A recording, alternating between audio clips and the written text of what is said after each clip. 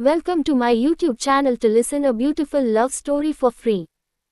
Please like and subscribe my channel for more videos and press the bell icon to never miss an update. Let's get started. The story begins. Eternal Horizons. Part 1. A Stormy Encounter. Fairhaven had always been a quiet town, nestled between emerald hills and the endless stretch of the ocean.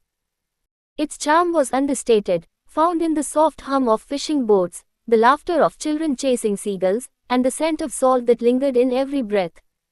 For Amelia Gray, Fairhaven was both a sanctuary and a cage. She arrived back in town just as autumn began to paint the trees in amber hues. Her childhood home, a cozy cottage with peeling white paint and a garden that her late mother had once nurtured, felt both familiar and foreign. Inside, her father rested in an armchair by the window, his once strong frame now frail. Amelia had returned to care for him, but the decision carried an unspoken weight, another pause in a life she often felt wasn't truly her own. The first few weeks passed in a blur of routine. Mornings were spent sketching by the shore, afternoons assisting her father, and evenings lost in her private world of paints and canvases. It was during one such evening, as the wind howled and rain lashed against the windows, that she decided to venture to the beach. There was something about storms that fascinated her, the raw energy, the chaos. She brought her sketchbook, determined to capture the restless waves. The beach was deserted, save for the distant figure of a man. He was hunched over something near the tide, his movements deliberate but urgent. Curious, Amelia approached, her boots sinking into the wet sand. As she neared, she saw him cradling a seal pup in his arms. The tiny creature shivered, its slick grey body glistening under the dim light of the overcast sky.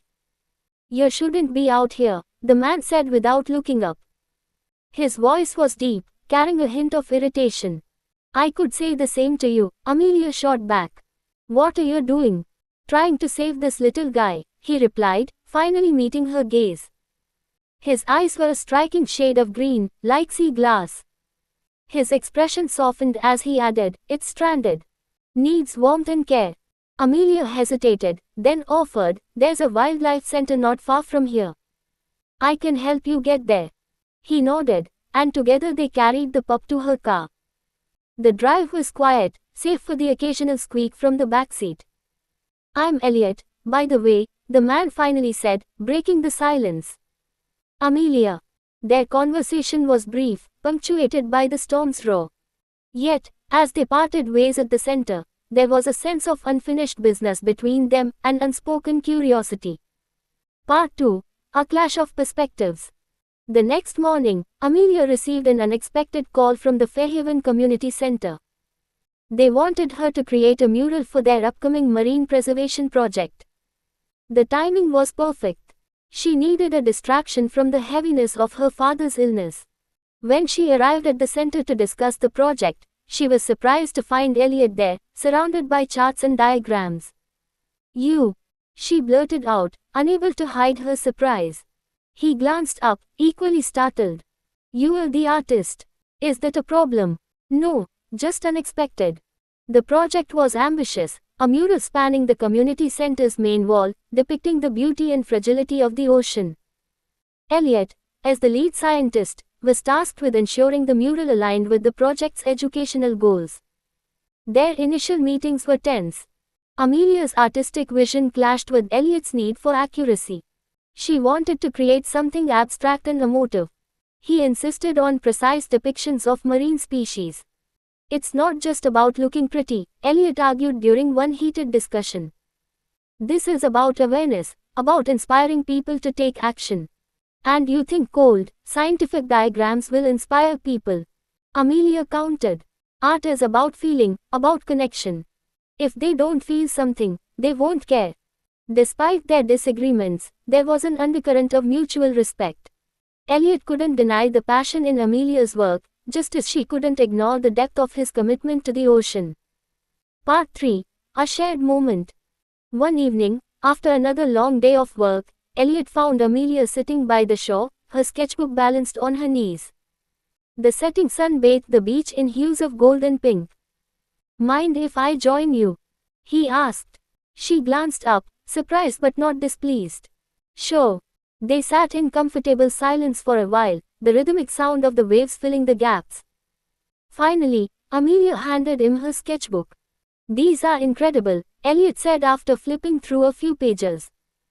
One sketch, in particular, caught his eye, a young girl standing on the shore, her arms outstretched as if trying to hold on to the horizon. It's from a memory, Amelia explained softly. My mom used to bring me here when I was little. She'd say the ocean is like life, vast, unpredictable, but always beautiful. Elliot hesitated, then said, my wife used to love the ocean, too. She passed away 5 years ago. I'm sorry, Amelia said, her voice gentle. It's okay, he replied, though his expression suggested otherwise. The ocean's been my solace since then. It's the only thing that makes sense to me anymore. A year later, Amelia's gallery exhibition is a success, and she returns to Fairhaven to find Elliot waiting for her with a surprise. He's purchased an old lighthouse near the cove, turning it into a shared studio and research center. The story ends with the two of them standing on the lighthouse balcony, watching the horizon as the sun sets.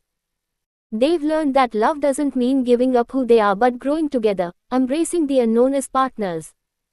For the first time, they saw each other not as opposing forces but as kindred spirits, both carrying the weight of loss. So this is the end of a beautiful love story. Hope you like it. We will meet in the next video. Stay tuned.